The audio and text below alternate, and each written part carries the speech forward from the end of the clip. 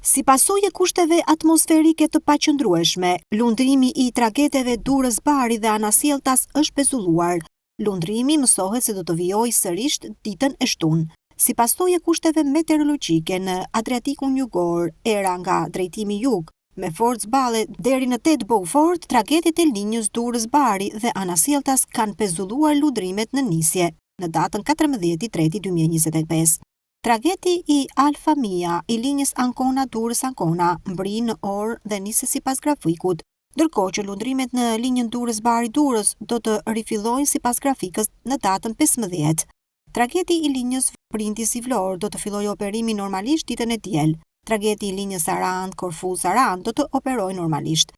Nga ana tjetër, mësohet sipas burimeve zyrtare dhe autoriteti portuar të Durrësit se është ndaluar lundrimi për mjetet e vogla dhe anijet e peshkimit në të gjitha portet e vendit deri në një njoftim të dytë. Përmirësimi i situatës meteorologjike pritet të nisë vetëm ditën e diel.